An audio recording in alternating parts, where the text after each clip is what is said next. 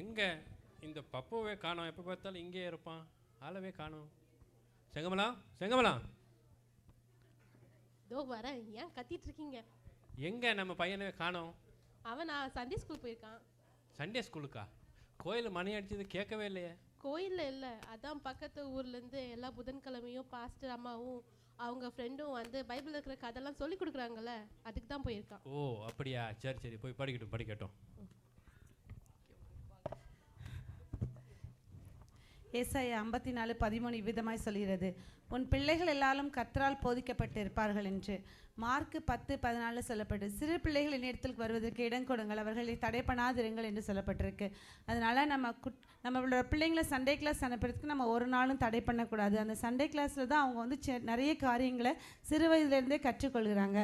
இப்போ இந்த பிள்ளைங்கள்லாம் சண்டே கிளாஸில் போய் என்ன கற்றுட்டு வராங்க, அதை எந்த அளவுக்கு புரிஞ்சிருக்காங்க, அதை வந்து அவங்க பேரண்ட்ஸுக்கு எப்படி எக்ஸ்பிளைன் பண்ணுறாங்கங்க தான் இதை பார்க்க போகிறோம்.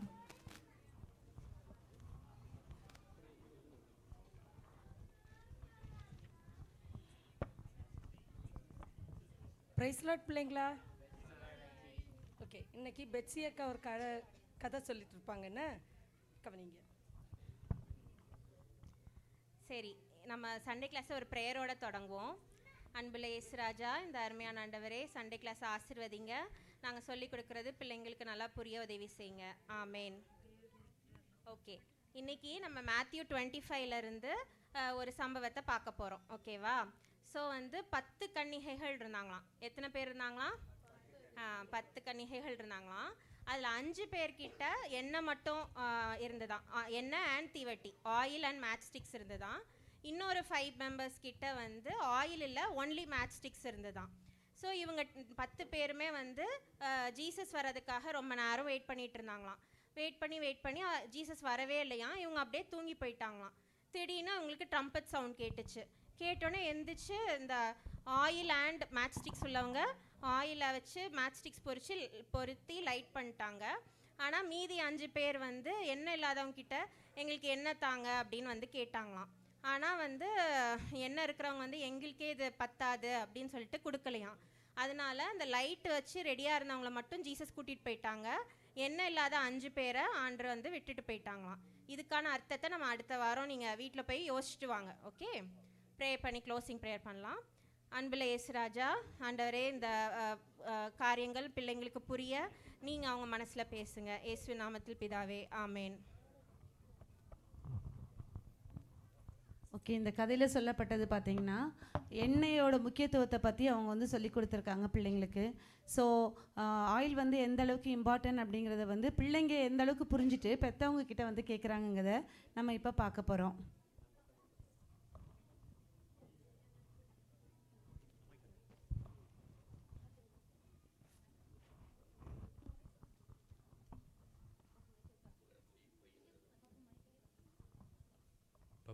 பா, என்னப்பா சொல்லி கொடுத்தாங்க சண்டே கிளாஸில்? 10 பேர் இருந்தாங்கப்பா. 5 பேர்கிட்ட எண்ணெய் இருந்துச்சு. சரி. 5 பேர்கிட்ட எண்ணெய் இல்லை. ஆமாம். எண்ணெய் இல்லாதவங்க ஏசப்பா விட்டுட்டு போயிட்டாங்க. சரி. எண்ணெய் இருந்தவங்க ஏசப்பா கூட்டிட்டு போயிட்டாங்கப்பா. ஓ அப்படியாப்பா, சரி சரி, நான் அம்மாகிட்ட சொல்லு, நான் அப்படியே கடைக்கு போயிட்டு வரேன். சரிப்பா, சரி.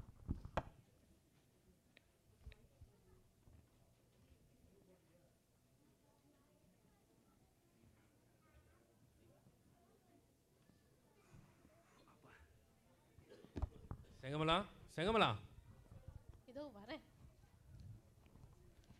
இந்த 2 எண்ணெயை கொண்டு போய் நம்ம பெட்ரூமில் தலைமாட்டு கடையில் போய் வச்சிரு. என்னது பெட்ரூம்லையா? என்னையாச்சு உனக்கு? என்னது?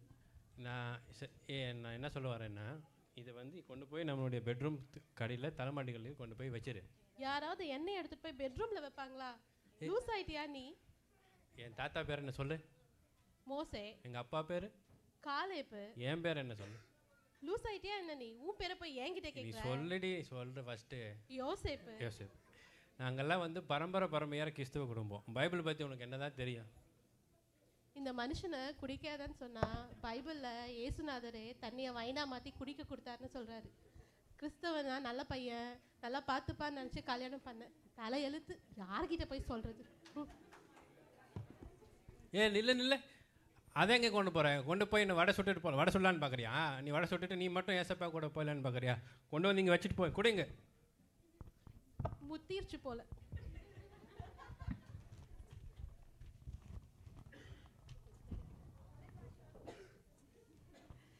2 ராஜாக்கள் 4வது அதிகாரம் 2வது வசனத்தில் நம்ம பார்க்குறோம். என்னென்னா, எல்லாருக்குமே தெரிஞ்ச கதை தான். ஒரு விதவை வீட்டில் வந்து எலியா தீர்க்கதரிசி வந்து கேட்பாரு, உன் இடத்துல என்ன இருக்குன்னு சொல்லிட்டு கேட்பாரு. அவங்கக்கிட்ட வேறு எதுவுமே இருக்காது. அந்த வீட்டில் ஒரே ஒரு குடம் எண்ணெய் மட்டும்தான் இருக்கும். அந்த ஒரு குடம் எண்ணெய் வந்து வாழ்க்கையில் அவங்களோட வாழ்க்கையை மாற்ற முடியுமா அப்படின்னு பார்த்தீங்கன்னா, அந்த ஒரே ஒரு குடம் எண்ணெய் வந்து அவங்களுடைய மொத்த கடனையும் தீர்க்கறதுக்கு வந்து உதவியாக இருந்துச்சு. ஸோ அது வந்து அந்த எண்ணெய் வந்து என்னென்னா, அந்த வீட்டில் வந்து எண்ணெய் இருந்ததுன்னா அந்த வீட்டில் வந்து அபிஷேகம் இருந்திருக்கு. ஸோ நம்ம வீட்டில் வந்து அபிஷேகம் இருக்கும்போது பார்த்தீங்கன்னா நம்மளுடைய வாழ்க்கை முற்றிலுமாக மாறதுக்கு அது வந்து உதவி செய்யுது.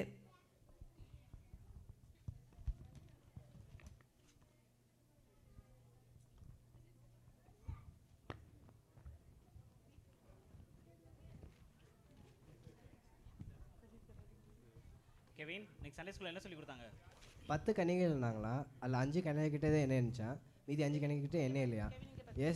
ஏசப்பா வந்து 5 கன்னிகைகளில் உள்ள எண்ணெய் வந்து கடவுள் கூட்டி போயிட்டாராம், மீதி வந்து 5 பேரை விட்டுட்டு போயிட்டாராம். ரெபேக்கா வரேன் மாமா. இவர் எப்போதும் எண்ணெயோட இரு, எண்ணெயில் கன்னிகளை வந்து ஆண்டவர் விட்டுட்டு போயிடுறாராம். அதுக்கு தான் நான் எப்போதும் எண்ணெயோடே இருப்பேன். நம்ம கனடா டூர் போனப்போ தான் எண்ணெய் தைக்க முடியல, ஒரே குளிர். நல்ல வேலை ஏசப்பாப்பா வரல. நல்ல வேலை 10 கன்னிகள் சொல்ற, நமக்கு சொல்லிதான் என்ன இருக்கும், தலையில் எண்ணெயை வச்சுன்னு சுற்றி வச்சுக்கணும். தப்பிச்சு வேண்டாம் சாமியை.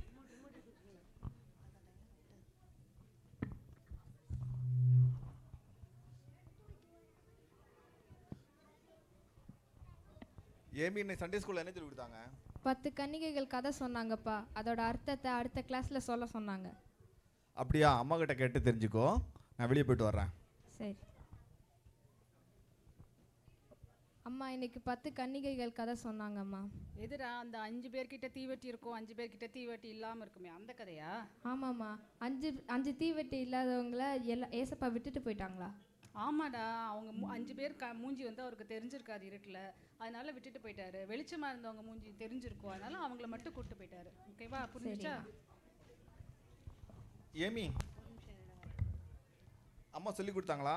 ஆமாப்பா. எனக்கு தெரியும், அம்மா புத்திசாலி என்ன மாதிரி.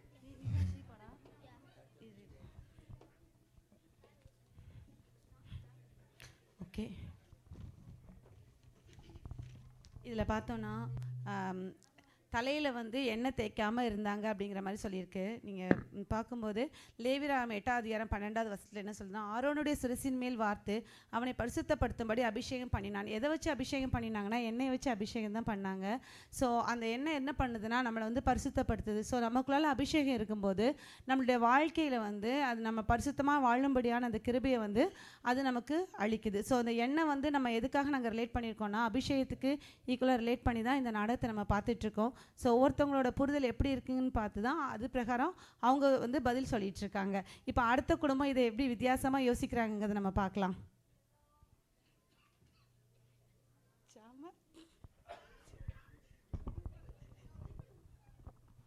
ஐவன் எங்க இருக்க தம்பி? ஐவன் வா வா, இங்கே வெளியே போயிட்டு வந்தியா? இப்படி வா இப்படி வா. இங்கே பார். சரி, எங்கே போயிட்டு வந்த? சண்டே ஸ்கூலுக்குப்பா. அப்படியா? ஆமாம். உண்மைதானா? ஆமாம் ஆமாம். ஏய் சரி, சொல்கிறா, என்ன சொல்லி கொடுத்தாங்க? 10 கன்னிகைகள் ஸ்டோரி சொல்லி தந்தாங்கப்பா. அப்படியா? ஆமாம். 5 பேர் என்ன இருந்தாங்களாம், ஜீசஸ் கூட்டிட்டு போயிட்டாங்களாம். அந்த மீதி 5 பேருங்களை ஜீசஸ் கூட்டிட்டு போய் இல்லையா, ஏன்னா அவங்கிட்ட ஓயல் இல்லையா. சரி, சொல்லி முடிச்சிட்டேன்.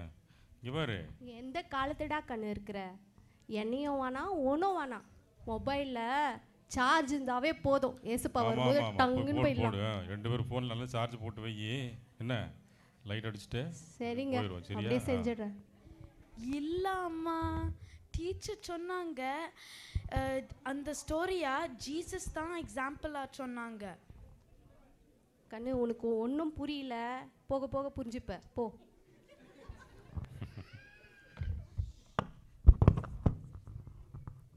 ஸோ இப்போ பார்த்தீங்கன்னா இந்த 4 குடும்பமும் ஒரே கதையை தான் சொல்லி அனுப்புனாங்க சண்டே ஸ்கூலில். ஆனால் 4 பிள்ளைங்களும் வந்து எப்படி சொன்னாங்கன்னு பார்த்தீங்க வீட்டில், அதோட அர்த்தத்தை அந்த 4 பேரண்ட்ஸும் எப்படி வித்தியாசமாக புரிஞ்சுக்கிட்டாங்கன்னு பார்த்துருக்கீங்க.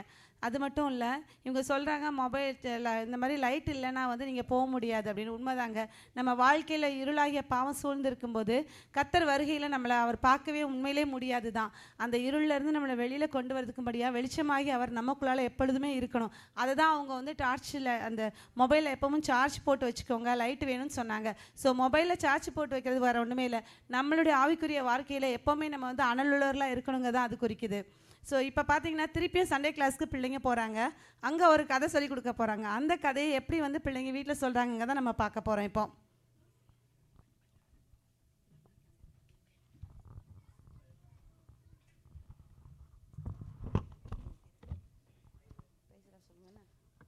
பிரைஸ்லாட் பிள்ளைங்களா, போன வார கதை ஞாபகம் இருக்கா? சரிடம்மா. என்ன கதை சொன்னங்க ஞாபகம் இருக்கா? சரி, இன்னைக்கு நம்ம அடுத்த இன்னொரு கதை பார்க்க போகிறோம். அதுக்கு முன்னால் ப்ரேயர் பண்ணுவோம். ஓகேயா? அன்புள்ள இயேசப்பா, பிள்ளைகளோட கூட இந்த ஸ்தோத்திரம்ப்பா. கடந்த வாரம் முதல் காத்துக்கொண்டீங்க, மீட்பை பார்த்தா கஞ்சி மின்றடைகிறோம் சுவாமி. ஆமென். சரி, இன்னைக்கு ஒரு பண்ணையார் கிட்டால 100 ஆடு இருந்துச்சான். எத்தனை ஆடு இருந்துச்சா? 100 ஆடு இருந்துச்சான். அப்போது அதில் ஒரு ஆடு காணாமல் போயிடுச்சு. சரியா? அப்போ அந்த ஆடை தேடி அவர் கண்டுபிடிச்சிட்டாரு. ஆனால் அந்த 99 ஆடையும் விட்டுட்டு போய் அந்த ஒரு ஆடை தேடி கண்டுபிடிச்சாராம். சரி, இதுக்குள்ளே இதை வந்து அர்த்தத்தை வந்து நீங்கள் அடுத்த வாரம் கேட்டு வந்து பார்த்துட்டு வந்து சொல்லுங்கள். சரியா? சரி, ஜோம் பண்ணிட்டு முடிப்போம். அன்புள்ள இயேசப்பா, பிள்ளைகளுக்கு பிரிய கிருபை செய்ததுக்காக ஸ்தோத்திரம்ப்பா. வீட்பா பாதம் கஞ்சி முன்னாடியும் சுவாமி. ஆமென்.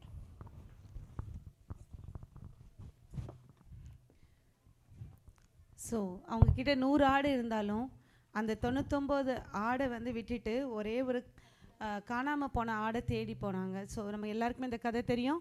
இந்த கதையிலேருந்து கர்த்தர் வந்து நம்ம ரட்சிக்கப்பட்ட எல்லார் மேலேயும் அவர் வந்து அந்த 99 ஆடையும் விட்டுக்கிட்டு போனதுக்கு காரணம் என்னென்னா, அந்த 99 ஆடும் ஒரு நாள் அவரை விட்டு மறந்து திரிஞ்சு போகாதுங்கிறதுக்காக தான். அந்த 99 ஆடு மேலே அவர் இருந்த நம்பிக்கையில் தான் அந்த ஆடை விட்டுட்டு காணாமல் போன அந்த ஒரு ஆடை தேடி போனார். அந்த காணாமல் போன ஆடு வந்து அந்த 99 ஆடு கூட இருக்கும் பொழுது பார்த்திங்கன்னா, அது வந்து எப்படி ஒரு ஆடு செம்மறி ஆடு ஒன்று எப்படி தாண்டிச்சோ அதே மாதிரி தான் பின்னாடி போகிறதும் போகும். ஸோ நம்ம இயேசு கிறிஸ்து முன்னாடி போகும்போது நம்ம அவரை ஃபாலோ பண்ணும்போது அப்படியே போயிட்டுருப்போம். சில நேரங்களில் ஏதாவது ஒரு வழி தவறி போகும்போது கர்த்தர் வந்து இருக்கிற அந்த 99 ஆடையும் விட்டுட்டு காணாமல் போன ஒரு ஆடை தேடி போகிற மாதிரி காணாமல் போன அநேக ஜனங்களை இன்றைக்கி தேடி போயிட்டுருக்காரு. ஸோ அதற்கு அந்த தேடி போகிற மேய்ப்பனாய் அவர் வந்து அநேகரை அனுப்பிட்டுருக்காரு. அப்படி அனுப்பப்பட்டவங்களை பற்றி இவங்க என்ன புரிஞ்சிருக்காங்க, இவங்க வீட்டில் வந்து கதை சொல்லும்போது இந்த பேரண்ட்ஸ் வந்து அதை எப்படி புரிஞ்சுக்கிட்டாங்கன்னு தான் இப்போ பார்க்க போகிறோம்.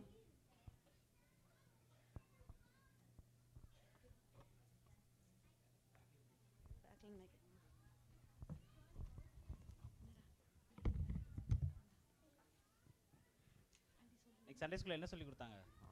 ஒரு மேப்பன் கிட்ட 100 ஆடு இருந்துச்சாம். ஒரு ஆடு காணாமல் போயிடுச்சாம்.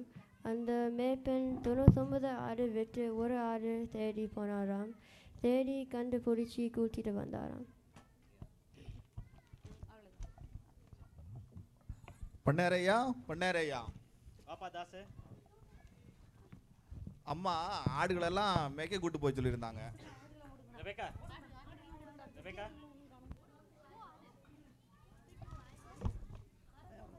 வரேன் மாமா. தாசை வர சொல்லியிருந்தா ஆடை பற்றிட்டு போகிறதுக்கு. ஆமாம், யோசிப்பு ஏதோ ஊருக்கு போகிறானா, அதனால தாசை வர சொல்லியிருந்தேன். சரிப்பா, கூட்டு போ.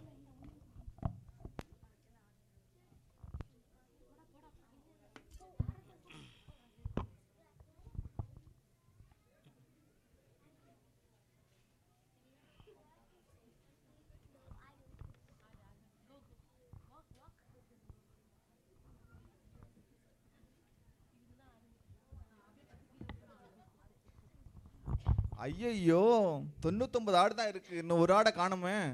இன்னைக்கு தான் நம்ம மக சொன்னான், கேட்டிசன் கிளாஸில் சொல்லி கொடுத்தாங்களாம். 99 ஆடு இருந்துட்டு ஒரு ஆடு காணலைன்னா அந்த 99 ஆடை விட்டுட்டு ஒரு ஆடை தேடுவான். நம்ம எங்கே போய் தேடுறது இந்த இடத்துல?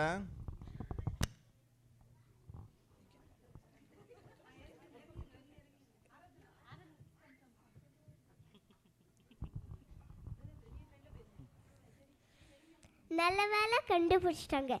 இது நான் ஆயிக்கும். என்னையா போகும்போது 100 ஆடை கூட்டிகிட்டு போனேன், வரும்போது ஒரு ஆடை கூட்டிகிட்டு வர? அதை ஏன் கேட்குற?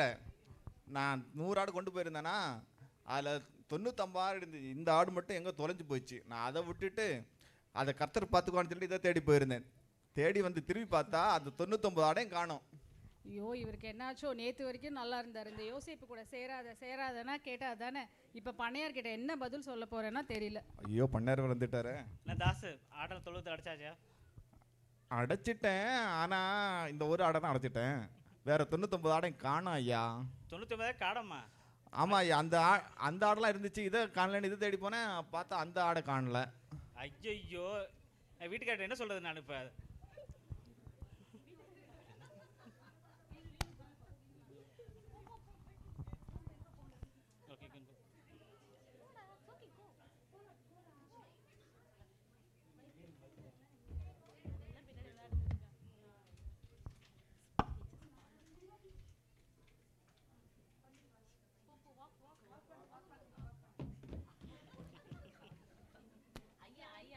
இந்த ஆடுகளெல்லாம் உங்களோடதா ஐயா? ஆமாம்மா, இதெல்லாம் எங்களோட ஆடு தான். நான் ஆடு மேய்ச்சிட்டு இருக்கும்போது இந்த ஆடுகளெல்லாம் தொலைஞ்சு போயிருந்துச்சு, ரொம்ப கண்டுபிடிச்சேன். நன்றிம்மா.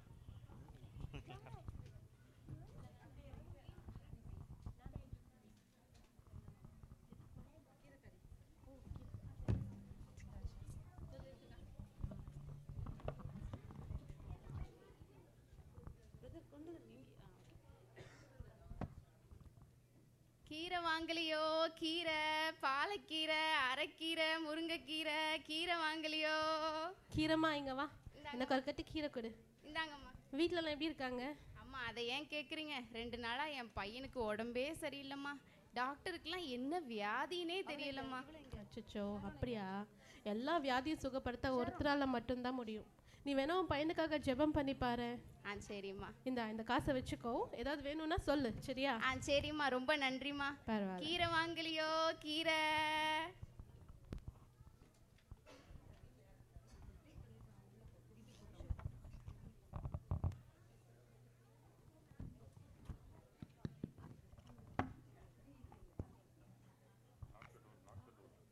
வீட்டில் யார் இருக்கா? இதோ வாரேன். யார் வந்திருக்கிறா? யாருங்க நீங்கள்? உங்கள் பண்ணையோட நிலத்தை நீங்கள் தானே பார்த்துக்கிறீங்க? ஆமாங்க. ஏப்பா முதல்ல யாருன்னு சொல்லு கேளு. நீங்கள் யாரு? விவோ. ஓகே சரி வாங்க உள்ளோ. வில்லேஜ் ஆஃபீஸரா? அட ஏய் போட் சேர் போட். வா வா வந்து உட்காரு. வில்லேஜ் ஆஃபீஸர் நிற்க வச்சு பேசிட்டு உட்காந்து என்னது? ஆஃபீஸர் சொல்லுங்க, என்ன வேணும்? நான் வயல் பார்க்கணும். வயலை பார்க்கணுமா? என்ன? ஆமாம், வயலை பார்க்கணுங்கிறா? கூட்டிட்டு போங்க. சரி சரி சரி.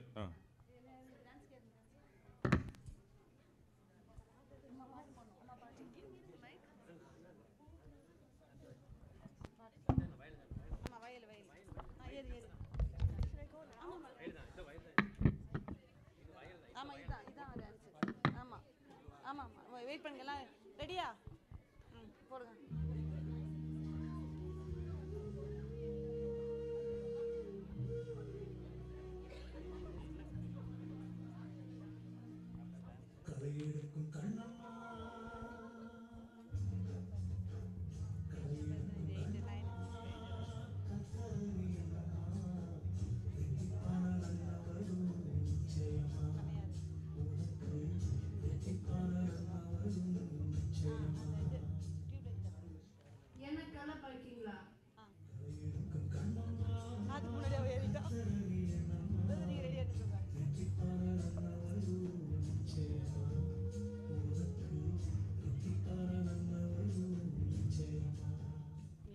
உங்களை கலையரசு சொன்னா டான்ஸ் ஆடிட்டு இருக்கீங்களா?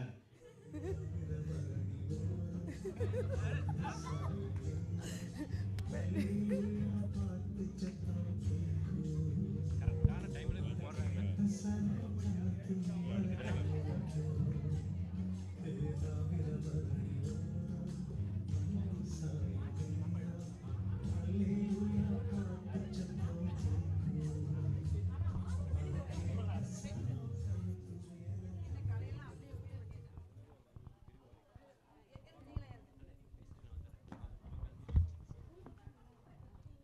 என்ன கலையெல்லாம் அப்படி விட்டு போயிட்டீங்க?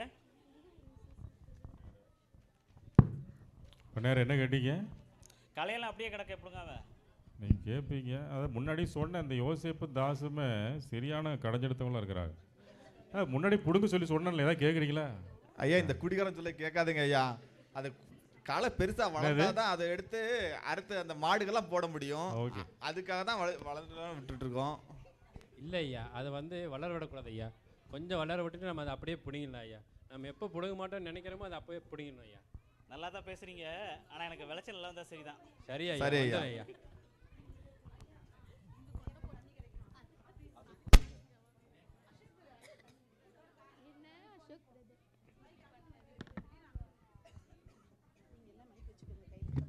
இப்போ நான் தானே சிஸ் இல்லையா? இல்லை இதுக்கப்புறமா அவர் தண்ணி கேட்பான். தண்ணி கேட்ட பிறகு நம்ம தண்ணி நீங்கள் தங்கி எங்கள் வீட்டில் உள்ளே வாங்க. ஐயா கொஞ்சம் தண்ணி கிடைக்குமா? தண்ணியா? தண்ணியா? என்ன தண்ணி? தண்ணி அடிக்க மாதிரி தெரியுது என்ன பார்த்தா? தண்ணின்னு கேட்டுருக்கிறாப்புல, ஏதாவது கொடு. அவன் நீ அடிக்க தண்ணி கேட்கல. ஆமா, என்ன குடிக்க தண்ணி வேணுமா? குடிக்க தண்ணி வேணும். அங்கே தண்ணி இருக்குமா, எடுத்து பிடிச்சிட்டு போமா.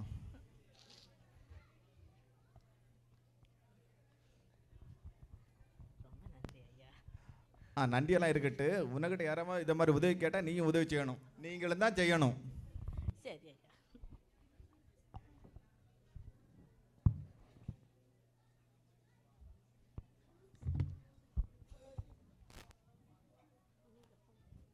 என்னம்மா? என்னப்பா மழையில் நனைஞ்சிட்டியா நீயே? பண்ணாரு மழை நினச்சிட்டிங்களா? என்கிட்ட இருக்கிறதே ஒரு குடை தாம்மா. அதனால் உன்ட்ட கொடுத்து நான் என்ன பண்ணுறது? வேணா அப்படி ஓரமாக நின்றுட்டு மழை நிற்கிற வரைக்கும் வெயிட் பண்ணிட்டு அப்புறம் கிளம்பி போங்க. இங்கே பக்கம் வா, நீ எங்கிட்ட ஒரு குடை இருக்குது, இங்கே பாரு, நம்மகிட்ட போயிடுவோம். அவர் பண்ணார், அப்படி தான் இருப்பார். குடையில் வந்துடு, என் கூட வந்துடு, வீட்டுக்கு போயிடுவோம். சரிப்பா. இங்கே பாரு ஃப்ளோரன்ஸு, இங்கே பாரு யாரோ வந்துருக்குறாங்க, தெரியல எனக்கு யாருன்னு தெரியல. வழியில் வந்தாங்க, மழையில் ரொம்ப நனைஞ்சிட்டாங்களாம்மா. பரிதாபமாக இருக்குது. சரி சரி. எனக்கு அவங்களுக்கு மாற்றிக்கிறதுக்கு துணியுமே.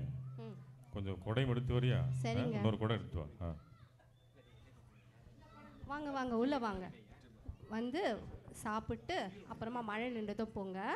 ரொம்ப தேங்க்ஸ்மா. கர்த்தர் உங்களை ஆசீர்வதிப்பார்மா. நன்றிங்க.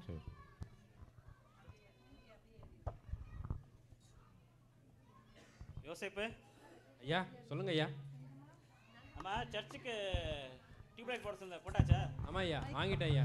அதெல்லாம் முக்கியமாக என் பேர் நல்லா திடுற மாதிரி இல்லை கிளிட்டர் அது மாதிரி போட சொல்லிட்டு ஒரு 5000 ரூபா கொடுத்தேன். போட்டாச்சாப்பா? கண்டிப்பாக போட்டாச்சு ஐயா. நான் அதை வந்து டியூப்லைட் வாங்கி உங்கள் பேர் பெருசாக தெரியுற மாதிரி போட சொல்லி நம்ம தாசிகிட்ட சொல்லிட்டேன் ஐயா. ஐயா அந்த டியூப்லைட்டோட விலையே 500 ரூபாய் தான். அதில் பேரில் ஒவ்வொரு டியூப்லைட்டுக்கு 600 ரூபா செலவாகும். பரவாயில்லையா? அதில் பேர் தான் முக்கியம் தாசு. ஆனால் நல்லா திடுற மாதிரி போட்டு விடுங்க, சும்மா அடிச்சு விடுங்க, பார்த்துக்கலாம். சரி ஐயா. இயேசு வந்துட்டு வலது கை கொடுத்தா இடது கை தெரியக்கூடாதுன்னு சொல்லியிருக்காங்க. இந்த பண்டாயிரம் மாதிரி தான் நம்ம எல்லாம் இருக்கோம், பார்த்துக்குவோம்.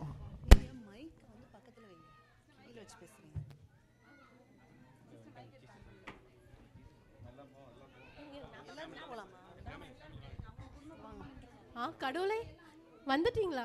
நீங்க ராத்திரி வருவீங்கன்னு சொல்லி இந்த மனுஷன் என்னெல்லாம் வாங்கி வச்சாரே.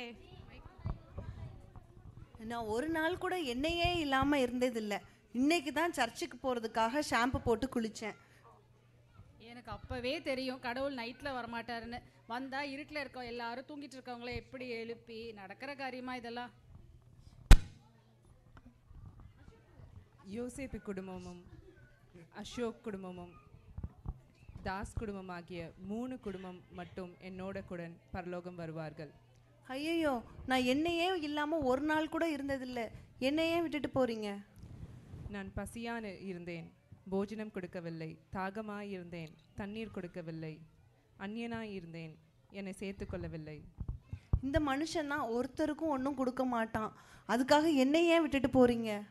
ஆண்டவரே, நீங்கள் வரணும் ஒரு வார்த்தை முதலே சொல்லியிருந்தோம்னா ஆடு வெட்டி பெரிய பிரியாணி வச்சு பெரிய விருந்தே வச்சுருப்போம். அப்படியே வீட்டுக்கு வெளியே எங்கள் ஆண்டவர் எங்கள் வீட்டுக்கு சாப்பிட வர சொல்லி பெரிய பேனரே போட்டிருப்போம். இப்படி பண்ணிட்டீங்களே ஆண்டவர். கடவுளே, நீங்க சொன்ன ஒன்றையுமே நான் செஞ்சதில்லை. அந்த கீரைக்கார அம்மாவுக்கு மட்டும்தான் அவங்கள பற்றி சொல்லி கொஞ்சமாக காசு கொடுத்தேன்.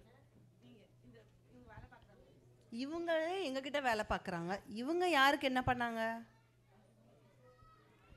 நீங்கள் 3 பேரும் எந்த பலனும் எதிர்பார்க்காமல் தக்க சமயத்தில் உதவி செய்தீர்கள். நீங்கள் என்னோட கூட உங்களோட பலன் வந்துள்ளது. என்னோட கூட பரலோகம் வாருங்கள்.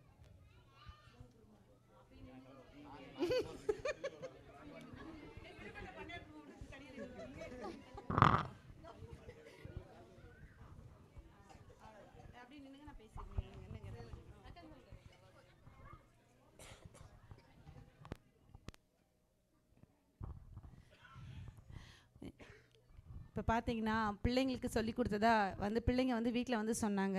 அதனால் அவங்க சொன்ன ஒரே ஒரு காரணத்தினால அந்த பெற்றோர்கள் அதை பற்றி புரிஞ்சுக்கிட்டாங்க. புரிஞ்சுக்கிட்டு இயேசு கிறிஸ்து வருகையில் 3 குடும்பம் இயேசு கிறிஸ்துவோடு கூட போனாங்க. ஆனால் பண்ணையாரோட குடும்பம் மட்டும் விடுபட்டு போயிடுச்சு. அதற்காக பண்ணையார்கிட்ட நிறைய நல்ல வசதியாக இருக்காருங்கிறதுக்காக கர்த்தர் அவரை விட்டுட்டு போகல. அவர்கிட்ட எல்லாம் இருந்துமே தேவனுக்காக அவர் எதையுமே செய்யலை அப்படிங்கிறத மட்டும்தான் தேவன் பார்த்தாரு. அவர் கர்த்தர் வராருன்னு சொன்னப்போ கூட அவர் ஆட்டு பிரியாணி அடித்து நான் தரேன், ஆனாலும் ஒரு பேனர் வச்சுக்கிறேன்னு சொன்னார். ஸோ எல்லாத்துலேயும் ஒரு சின்ன சின்ன விஷயத்தில் கூட கர்த்தர் ரொம்ப உற்று பார்க்குற தேவனாக இருக்கிறாரு. நம்ம எதை செஞ்சாலும் தேவனுடைய நாம மகிமைக்காக மட்டும் செய்யணும். அதுதான் தேவன் வரும்போது அவரோடு கூட அந்த பலனை மட்டும்தான் அவரோடு கூட வரப்போகுது. மற்றபடி நம்ம இந்த உலகத்தில் செய்கிற எல்லா காரியங்களும் வெறும் மாயையாக மாத்திரம்தான் இருக்க போகுது. ஸோ நம்ம எதை செஞ்சாலும் உண்மை உத்தமாக தேவனுக்காக மாத்திரம் செய்யணுங்க தான் தேவனை எதிர்பார்க்குறாங்கிறத இந்த நாளத்துலேருந்து நம்ம கற்றுக்கொள்கிறோம்.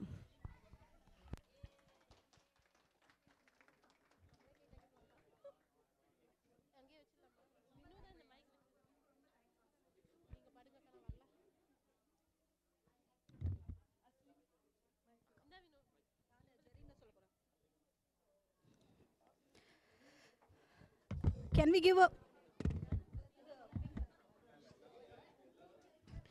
give a thunderous applause for our adult cast? It was outstanding. Thank you, director, screenplay, and the total team for your contributions. Actually, during the memory verse, we missed Jerry, so I'd like to invite Jerry to the stage to recite his memory verse.